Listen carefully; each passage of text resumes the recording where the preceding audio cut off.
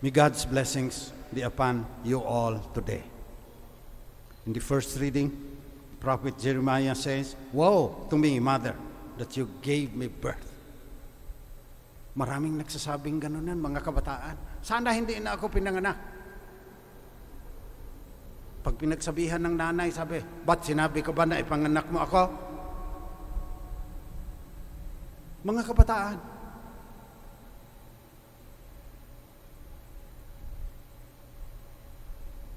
why is my pain continuous? My wound incurable, refusing to be healed. There are many people today that they have inner wounds. They look healthy outside, but psychologically and spiritually, they say, "Why is my pain continuous? My wound incurable, refusing to be healed." Ang dami ngayon nangangailangan ng sleeping tablets. Meron na ata sa MRT noon, meron sleepasil. Problema ko ngang magising kahit matanda na ako eh. Yung iba kailangan uminom ng alak para makatulog. Yung iba naman, brusak ata ang tranquilizers. Umiinom ng tranquilizers dahil grabe na ang stress, grabe na ang nervousness nila. Kailangan ngayon ng marami psychotherapists. SVDs, we are visionaries, supposed to be in the spiritual, but we are spending a lot of time and money sending our visionaries to study guidance and counseling.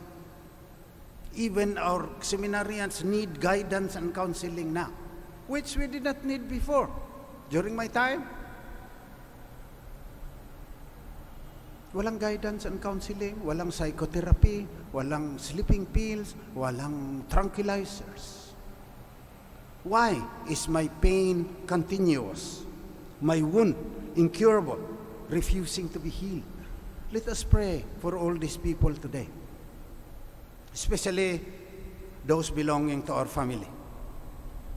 Kawawa naman. So, I would like to quote from Viktor Frankl, Man's Search for Meaning, very famous book during my time. Because for years, I taught mental health to seminarians.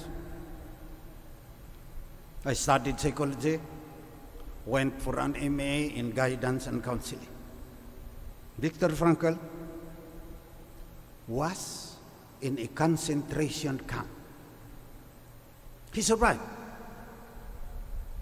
He found out that those who had a meaning in life, even if they were tortured by the Nazis in Auschwitz and Dachau and other concentration camps, they survived. The doctors also find it out now kasi sila puro physical. Doctors are finding it out na kung walang gana ng mabuhay, no will to live, kahit ano pang MRI at saka CAT scan ang nilalagay, hindi nababuhay ang tao. So this is what Viktor Frankl said, very important for us today. Very important also for the elderly to teach the young how to live. Viktor Frankl. Ultimately, man should not ask what the meaning of his life is, but rather, he must recognize that it is he who is being asked. It is she that is being asked. In a word, each person, each man, each woman is questioned by life. And she can only answer to life by answering for his own life. To life, he can only respond by being responsible. Viktor Frankl. So if we are responsible, if we have discovered the reason why you are here among the stars and the planets and the galaxies, you will not need tranquilizer. You will not need guidance and counseling and psychotherapy. In fact, Viktor Frankl put up a school of therapy, logotherapy. Logo means meaning, order. So the best way, according to him, lahat ng mga nagsasabi na, why is my pain continuous? My wound incurable, refusing to be healed. Give them meaning. Talk to them. Let them discover how to be responsible and find out the meaning of your life. So in the gospel, Jesus said, the kingdom of heaven, like a treasure buried in a field. Nakita ng mama. Out of joy, he goes, sells all that he has, and buys that field. Also like a pearl of great price. So kung may mahanap ka talaga na dahilan kung bakit narito ka sa sansinukob na ito, joy. That is what the gospel has been saying 2,000 years ago. Ang dami ngayong guidance and counseling, how to combat your defense mechanism, how to avoid mental health problems, especially for those people who say, woe to me, mommy, that you gave me birth. Sana hindi na lang ako pinanganak sa mundong ito. Hindi nakahanap ng treasure. Hindi nakahanap ng pearl. Kaya dakot-dakot na sakit ang mayroon. Maintenance, medicines, billion ang ginagasta ng mga tao ngayon yan. Bakit? Jeremiah. Pain continuous. Wound incurable. So let us pray today that we, even those who are always going to church, will discover the treasure of great price buried in a field, and out of joy, we will turn our backs on everything that pass away, look for that which will not be eaten by moth or rust, sabi ng Panginoon. So joy din. Hindi lang, sinasabi ng gospel, hindi lang na hindi ka nangangailangan ng therapy, tranquilizer, sleeping pills. Dami ngayon yan. Mayroon pa, sa Amerika may maliit na lake. Just to give you an example na grabe na ngayon ang tranquilizer. May maliit na lake, pinag-aralan ng scientist yung mga isda. Sluggish, yung parang walang gana. Tinignan nila yung tubig.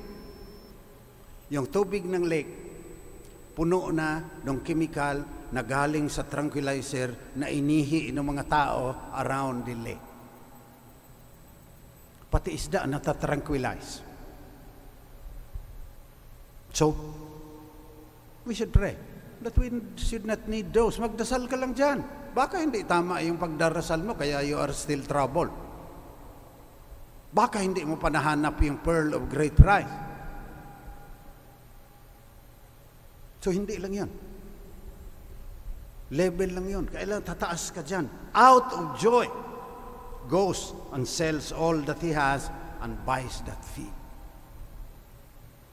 You're always going to church. I know there's great consolation. But you have to ask yourself, are you experiencing joy receiving Christ in Holy Communion or in spiritual communion?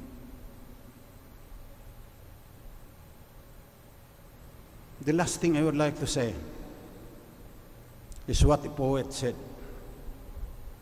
Ultimately, he said, we can only love what is eternal. If you spend your life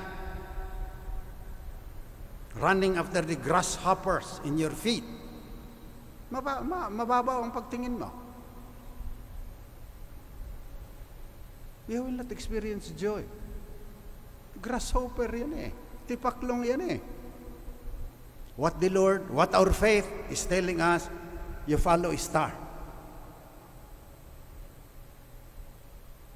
Not run after grasshoppers under your feet. Things that pass away. Because your heart is programmed, your heart is wired to find joy only on what does not pass away, on things that endure, on things that are eternal. Analyze yourself. Look at all the people who say, even if they are millionaires, why is my pain continuous? My wound incurable, refusing to be healed. Ang dami na nagiging alcoholics ngayon, pati mga babae. Never found the pearl of great price. And He is in our midst. Christ is always there. He is the same yesterday, today, and forever. He is the field with the treasure buried in it. He is our pearl of great price. But we only come to Him every now and then. He is not really the main point of our existence. We do not sell everything and live for Him alone. And that is what we should pray for today.